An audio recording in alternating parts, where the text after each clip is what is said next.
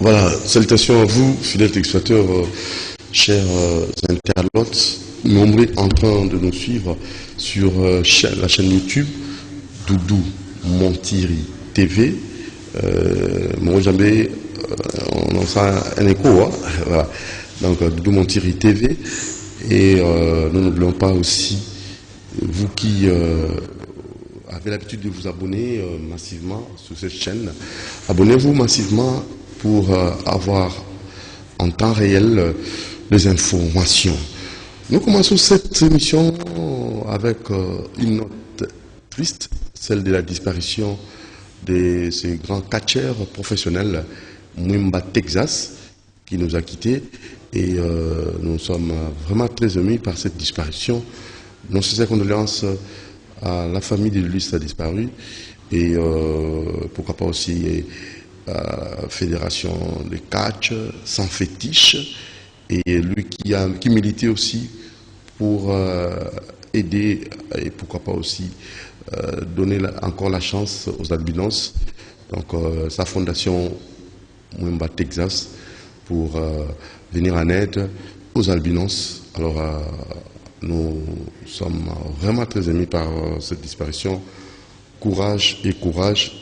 Et surtout pour bien fait, vous avez œuvré dans notre pays, vous avez milité pour que les changements soient remarquables et surtout pour que les albinos ne se sentent pas stigmatisés, qu'ils se considèrent comme toute autre personne.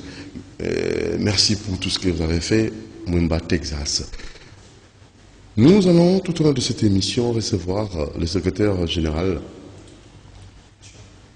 secrétaire national, la Ligue des jeunes de l'UDPS, Monsieur Emmanuel. Bonjour. Bonjour. Moi, je voudrais que vous puissiez sa présentation complète pour le monde entier, dans la chaîne YouTube Doudou Montiri TV. La chaîne Batobazo Linga Mingi, pour nous avoir information, aux autres na source, tous les gâtés, qu'on puisse avoir information.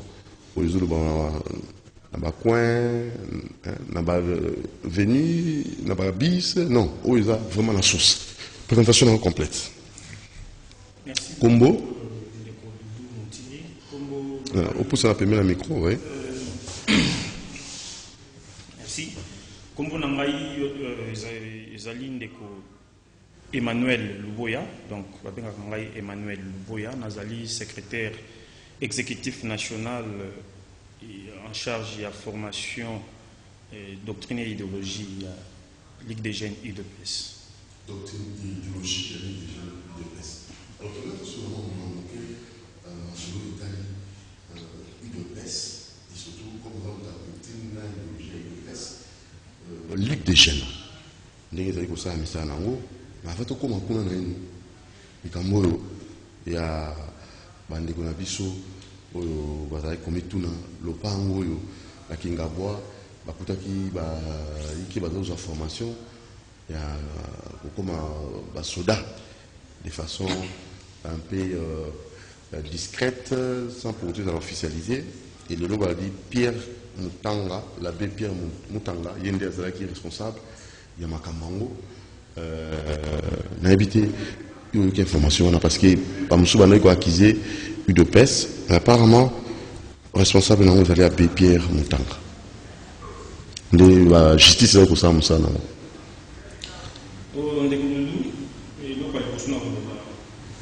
Na bato nyonso baza na komipesa tango na bango pona ko accuser UDPS na makambo oyo toza ni de près ni de loin na yango. Nakoyebisa bango batika motema mabe. Pourquoi nakosenga bango batika motema mabe? Moto nyonso ayebi UDPS. O nyonso aza congolais ya solo ayebi bitumba ya UDPS. Bitumba ya UDPS to bandiango depuis 1982. Et en 1982, nous allons une période de dictature, ils allaient qui lokola tel temps mususu na moment oyo tokuta na mona Kabila. Ils allaient qui dictature moko ya makasi. Onde comme buta bande ko loba ete parti mususu politique ko bota maté ceux qui kaka imperté. Mais le père fondateur na oyo azalaki lokola elongi ya liboso tozobenga ye notre maître Etienne Tshisekedi wa Mulumba batelemaki mpona kocréer IDPES mpona kopesa peuple congolais makasi ya kobundela mboka ekolo na ye bapère fondateur balakisaki biso makambo ya kosimba minduki te tobandi bituba wana depuis 1982 bato mingi kati na biso babotamaki bapusu babotamaki te bapère fondateur babandi bitumba wana bango bitumba na bango ezalaki biki na mutu donc bitumba wana ekontinue ti lelo toza na bokonzi totikalaki kopense ata mokolo moko te kosimba minduki. Et pendant cette période-là, il y a opposition, la proposition, il y a qui de gauche à droite. Mais on n'avait pas, à un instant, option. Voire même, bandeko belé, il y a qui poto simba, même à moi qui s'y a moukié. Mais bitumba la biso, il y a qui bitumba ya nzambe, bitumbo to yebi ki tant peuple ya zana yango, eza bitumba ya nzambe, to mekaki atako simba mundu ki ata moukiete, to mekaki atako simba ki si moukiete. Et bongo boni lelo yo. IDPS au pouvoir. Nous avons le commandant suprême qui est là, le président de la République, son Excellence Félix Antoine Tshisekedi Tshilombo, qui est au contrôle de tout. Boni bokoloba ete IDPS kendo sala makambo na ndenge ya kuku pona ko former ba soki pe ba nani ba milice zo benga wana te tozo sika na bande ko batika motema mabe. Ce qui est vrai, IDPS ba bande ko bundisa les lotés, même quand on était à l'opposition, il y avait des moments où les pouvoirs en place, voire Mobutu, Kabila, babande ko lukaka ndeni il faut ba la IDPS moi il kambo moko boke IDPS asimbi minduki na ba permanence na biso ba ya ba boka ba minduki po ba kosela biso makambo. Mais le roi tozaki parti en Zambie, le roi parti oyo peuple azana kati na yango makambo wana itikala rolekate. Siko soki lelo bolo boya oyebisa bato ke IDPS azo former milice pendant que IDPS azana pouvoir ya kozwa ba jeune ya kotinda bango bisika ba formaka bato. Okozala d'accord nanga ke motema mabe wana na kindoki wana parce que wana eza kindoki et rolekate le peuple ne laissera pas passer de telles accusations contre IDPS. Et ça va biloko lokuta bato basali yango ils seront bientôt là dévoilés. Ndenga ka outi koloba ba enquête eza ko salama na bona nga kotanga komba ndeko tangi parce que jusque là moi je n'ai pas aussi élément où ko tinda ngana lo ba pona ndeko wana ba enquête eza ko salama mais nazo koloba na compte ya parti na nga IDPS parce que déjà partout na ko tiango moi na moké je connais très bien comment est-ce que ça fonctionne donc en aucun jour tu vandi de réfléchir comment faut aussi mamino jamais. Et notre maître le fait Etienne Tshisekedi wa Mulumba des res mémoire abasalaki moto nyuso bandoko yele ba idée ma bewana abande ko bengana musika na et nous sommes formés dans cette façon de voir les choses. Donc nous ne pouvons pas aujourd'hui permettre à qui que ce soit de venir nous attribuer babiloko izaya bisoté ou to mekata mukolomo te ko salaire. Voilà. Voilà, merci beaucoup monsieur Manuel Luboya, secrétaire national exécutif. Il y a Ligue de Jeunes, il y a IDPES. Stratégie, idéologie. La Ligue des Jeunes Abino. Idéologie, quand on parle d'idéologie, tu vois l'idéologie, la Ligue des Jeunes IDPES, il y a une stratégie Nabino. Non, idéologie, c'est la Ligue des Jeunes de IDPST. Ma partie. Idéologie, c'est la partie. Je sais. Voilà. On a quitté le niveau de jeune. Ouais. Biso toza, na kati ya organisation babengaka social-démocratie. Et la social-démocratie, c'est vrai peut-être dans ces moi mikolo oyo ba terme idéologie doctrine et benga makapenda les sociétés mais to ba vandisa yango na kati ba bengi ba valeur fondamentale et na ba valeur fondamentale oyo biso to bundelaka na kati ya parti na biso oyo zoko est-ce que ba jeune bazo ko incarner ba valeur wana baza ko incarner ndeko dudu tozali na oyo tozo benga parce que moi je ferai allusion par mon corps pour dans PCP tout na mususu ba ouais quoi. Quand on voit l'IDPES, jeunesse à l'IDPES, non, mais je crois l'autre fois quand j'étais ici, c'est pas un problème.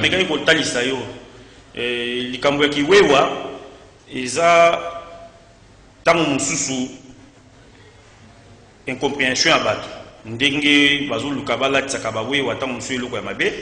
Tango musu pèse incompréhension te mais ça il y a un groupe de gens qui veulent, qui réfléchissent comment il faut balater sa salité à Bouzoba ou Bambazo Sala, na kati ya bande konabiso awewa. Ce qui est aussi vrai, bandeko wana ba s'organisera pour na kutia ba tuna bango ya makambo mabe wana na kati ya ba wewa oyo pona bango ki wewa, c'est-à-dire taxi moto eza musala oyo basalaka po babokola bana na bango, batangisa bana na bango, balesa bana na bango, babatela mabota na bango. Bandeko wana nde ya mitema mabe wana oyo bakotisaka makambo ya mabe na ba oyo bazanga compréhension balandaka makambo ya mabe ya bandeko wana nde bakanisaka ete bandeko na biso bawewa wana baza soki banani nde bobengaka. Mais pour moi je vous dis, parce que na yebi bango très bien, nazala pe longo na bango, wewa c'est un responsable oyo abimaka na tongo, aboko beta matolo, aboko sala kuluna, azui moto na ye, oyo azui na pasi. Donc moto les autres comme ceux qui va 1000, sur 1000 combien, il se permet de cotiser son argent pour acheter sa moto. A sali yango non pour akendo sala mabe mais pour sala musala na ye. Yango tout le monde a bango na nzela. Et aujourd'hui les wewa baza ko aider makasi na mboka o na we na secteur ya transport. Ceux qui ba wewa balongwe ngana yo je crois poto koma awa tozana ba difficulté belé, ceux qui tozana ba mitukate. Donc il faut comprendre que eza lelo phénomène oyo eza ko aider République démocratique du Congo makasi pona nto komi penda makasi te na makambo etali transport. Donc to meka ko sangisa te so ke za na ba wewa ya mabe eza lokola epeza na bato normal ya mabe ba basala ki wewa te eza pe lokola to za na bato ba lati veste ya keinga i député mais aza mabe koleka wewa. Donc to linga kaka te to focaliser makambo wewa non, il y a les plus mauvais dans les wewa qui sont en costume, qui sont dans des bureaux climatisés. Donc, exactement le roi bandego wewa, tous les bango eloko tende tous les garana TV non, je le répète ici, bah wewa, ce sont des responsables. C'est vrai qu'il y a des individus au batinda bango ba ya salir image na bango, mais il faut pas tout chamo na mutu na biso. Ndenge moko na kati ya basoda musemi yibi bazali ya mabe bazali, ndenge moko na kati même voir ba pasteur, il y a des expos. C'est vrai, ils ont mususu batindi ba wewa mabe ko ba bebisa Valère, Luc de Bagène, il est presque incarné. Dans le baki awa, biso tozali bato yo tozana kati ya lingomba ya ba social démocratie, o to vandela makambo na biso na o to bengi, to vandisaka idéologie na biso na o to bengi ba valeur fondamentale, o ezali liberté, égalité et solidarité. Voilà là où biso to vandisaka mayele na biso na kati ya komba na biso o. C'est vrai que na nyoso wana biso to na idenge na biso IDPS to vandisi yango na oyo ezali idéal ya komba na biso oyo ezali état de droit oyo tozobunda pour que mibeko nde ezala oyo kozala ligne oyo biso nyonso tokolanda yango, mibeko ezala likolo ya moto nyonso akosala mabe, il faut répondre na ndenge mibeko elobi. Mais valeur fondamentale nde nauti koloba awa na oyo etali idéologie na biso ezali liberté, égalité et solidarité. Donc babilo komisa to wana ndeza bisika idéologie na biso evandi. Ils ont qui malamu. Mais certainement c'est depuis kala biso to bundela babilo kwana donc ndeza wana ikole sa biso le lo soki to beta sur la liberté, c'est parce que l'IDP ça bunda pour la liberté wana et liberté wana iza le linga kotika moto nyonso azala na liberté d'expression aloba le linga lingi. C'est vrai, na respect à mibeko tant que ba likambu ya égalité to lingi ete moto mususu azala likolo ya mususu te. Donc biso nyonso toza ndenge moko, moto azala soki azalaka wapi azala soki azalaka wapi, soki ngai lelo na comme président de la République na tchamo na mutu ke lobby pende ko montiri, il faut comme akoki comme président de la République. Mais ce que quand ba marche ba acte mususu la barbarisme tout le monde dans ba parti politique dans ba jeune de façon générale na éviter la valeur on a jeunesse et zanango tous les anango de façon un peu générale pour tout le baraté les toambi mutaï des pes c'est secrétaire national qui a bino barbarisme on a c'est réduit à quoi. Bon, je ne vais pas parler en termes de barbarisme, mais avant la côte, parce que ce qui est vrai, tout le monde peut profiter, mais dans le Mas Nanzila et Zalakana amte un état d'amte. Et donc, il réfléchit à rater. Et Zakaraté na Congo, ou bien Karata ont TIDP, c'est Bimarade Babukaka. Tu comme on a na États-Unis, tant que vous mettez des connexions à Moïndo, tout temps que vous mettez, ils ont comportement mon quoi masse, ils sont partout, même en France. D'ailleurs, on a apprendre que tant qu'on a vu sur Paris Saint-Germain, qui coupe, il y a eu des casses. Donc, phénomène, on a que ceux qui m'a bimi, moi, dérapage et salamaka, c'est partout au monde, ce n'est pas seulement ici. Mais au-delà de ça, ce qui est vrai, il y a aussi des inciviques qui ont profité, surtout bateau balingaka bala tsabiso chapeau ya mabe, basala mabe na ndenge na bango, bato wana bazanga raté. Mais pour parler en termes de banditisme, chez nous, nous sommes les disciples de Etienne Tshisekedi wa Mulumba. Tout le monde les connaît aujourd'hui. Même les Lomano Abotami a peu mort naïe, Azoye Balisolo ya Papa Wana, il nous a enseigné la paix, il nous a enseigné la non-violence na bitumba na biso.